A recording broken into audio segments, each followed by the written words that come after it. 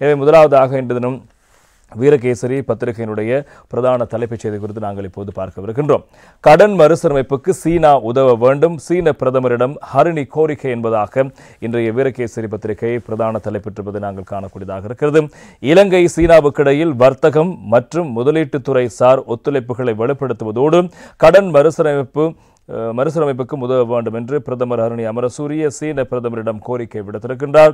சீனாவுக்கான 3 நாள் உத்தியோகபூர்வ விஜயம் மேற்கொண்டுள்ள பிரதமர் ஹரிணி அமரசூரிய நேற்று திங்கட்கிழமை பீஜிங்கில் சீன பிரதமர் லீ ஜியாங்கை சந்தித்தார். இதன் போதே பிரதமர் ஹரிணி இந்த கோரிக்கையை முன்வைத்திருப்பதாக சுட்டிக்காட்டப்படுகிறது.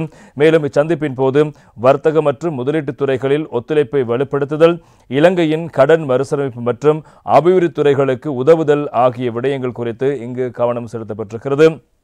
கல்வித்துறையில் நவீன வகுப்பறைகள், புலமைப்பரிசுகள் மற்றும் உள்ளிட்ட பல விடயங்கள் தொடர்பில் இந்த பிரதமர் அவர்கள் இங்கே பல விடயங்களை சுட்டிக்காட்டி பேசியிருப்பதான விடயங்கள் பிரதானமாக இருப்பதை காணலாம். அரசு அதிகாரிகளுக்கு விசேட பட்டப்பின் படிப்பு கற்கைகள், பாடசாலை சீருடை துணிகளை வழங்குதல் குறித்தும் இதன் போது கலந்துரையாடப்பட்டிருக்கின்றது. அத்தோடு விவசாயம், சுற்றுலா, பாதுகாப்பு மற்றும் சுகாதாரம் உள்ளிட்ட பல துறைகளில் ஒத்துழைப்பு குறித்தும் இதன் போது ஆராயப்பட்டுள்ளமை குறிப்பிடத்தக்கது.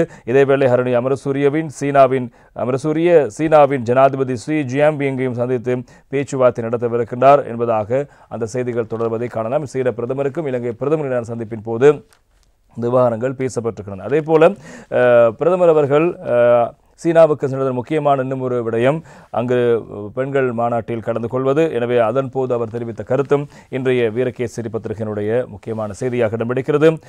பெண்களின் உரிமை சமத்துவத்தை இலங்கை மீண்டும் உறுதிப்படுத்துகிறது, சீன மகளிர் மாநாட்டில் பிரதமர் ஹரிணி அமரசூரிய என்பதாக அந்த செய்திக்கு வீரகேசரி பத்திரிகை தலைப்பிடுகின்ற தினகரன் பத்திரிகையிலும் தொடர்பான விடயங்கள் முக்கியமான செய்திகளாக இடம்பெடுத்திருப்பதை நாங்கள் காணக்கூடியதாக இருக்கிறது. எனவே அது குறித்து நாங்கள் விரிவாக பார்க்கலாம். பெண்கள் மற்றும் பெண் பிள்ளைகளின் உரிமைகள் மற்றும் நல்வாழ்வை முன்னேற்றுவதற்கும் சமத்துவம் மற்றும் கௌரவம் ஆகியவற்றை உறுதிப்படுத்துவதற்குமான கொள்கைகளை செயற்பாட்டு ரீதியாக கடைபிடிப்பதற்குமான தனது உறுதிப்பாட்டை இலங்கை மீண்டும் வலியுறுத்துவதாக பிரதமர் ஹரிணி அமரசூரிய தெரிவித்திருக்கின்றார். சீன அரசின் அழைப்பின் பேரில் நேற்று திங்கட்கிழமை பீஜிங்கில் அமைந்துள்ள சீன தேசிய மாநாட்டு மையத்தில் நடைபெற்ற உலக தலைவர்களின் பெண்கள் பற்றிய மாநாடு 2025 ஆரம்ப விழாவில் கலந்து கொண்டு உரையாற்றும் போதே பிரதமர் இந்த விடயங்களை சுட்டிக்காட்டியிருக்கிறார். தேசிய மாநாட்டு மையத்துக்கு வருகை தந்த பிரதமரை சீன ஜனாதிபதி ஷி ஜின்பிங் தம்பதியினர் வரவேற்றிருக்கிறார்கள். ஜனாதிபதி ஷி ஜின்பிங்கின் வரவேற்புரையை அடுத்து பிரதமர் ஹரிணி அமரசூரியவின் உரை உட்பட அரசு மற்றும் அரசாங்க தலைவர்கள் தமது உரைகளை முன்வைத்திருந்தார்கள். மன்றத்தில் தொடர்ந்து உரையாற்றிய பிரதமர் 1995 ஆண்டு பீஜிங்கில் நடைபெற்ற பெண்கள் பற்றிய உலக மாநாட்டினதும் பாலின சமத்துவத்திற்கான ஒரு விரிவான கட்டமைப்பாகிய பீஜிங் செயற்பாட்டு தளத்திலும் மரபை நினைவு கூர்ந்ததோடு கடந்த 3 தசாப்தங்களில் அடையப்பட்ட முன்னேற்றங்கள் பற்றியும் குறிப்பிட்டிருக்கின்றார். குறிப்பாக பெண் எழுத்தறிவு அதிகரிப்பு, தாய்மாரின் இறப்பு வீதம் 50% குறைந்திருப்பது மற்றும் ஆயுட்கால அதிகரிப்பு 1995 69 வயதாக இருந்த ஆயுட்காலம் 2023 76 வயது வரை அதிகரித்திருக்கின்றது ஆகியவற்றை சுட்டிக்காட்டினார். அதே நேரத்தில் தொடர்ந்தும் காணப்படுகின்ற இடைவெளிகள் குறித்தும் அவர் கவனம் செலுத்தியிருக்கின்றார்.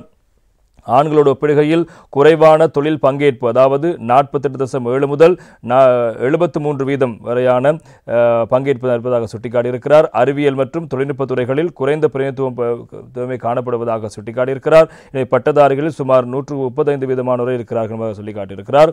அதே போல பெண்களை விகிதாசார ரீதியில் அதிகமாக பாதிக்கும் தொடர்ச்சியான உணவு பாதுகாப்பின்மை, அதாவது ஆண்களை விட 47.8 மில்லியனுக்கும் அதிகமான பெண்கள் மிதமான அல்லது கடுமையான உணவு பாதுகாப்பின்மையை எதிர்கொள்கிறார்கள் என்பதாகவும் பிரதமர் அங்கு சுட்டிக்காட்டியிருக்கிறார். மேலும் அரசியல் சமத்துவத்தை நோக்கிய மெதுவான முன்னேற்றம் ஆகிய குறைபாடுகளை அவர் அங்கு சுட்டிக்காட்டியிருக்கின்றார். அத்தோடு பெண்களின் ஒட்டுமொத்த அபிவிருத்தி என்பது கல்வி, சுகாதாரம், பொருளாதாரம், அரசியல், சமூக மற்றும் கலாசாரம் ஆகிய அனைத்தையும் உள்ளடக்கிய ஒரு முழுமையான செயல்முறையாகும். எனவே இதற்கு நமது தொடர்ச்சியான அர்ப்பணிப்பு தேவைப்படுகிறது என பிரதமர் தெரிவித்தார்.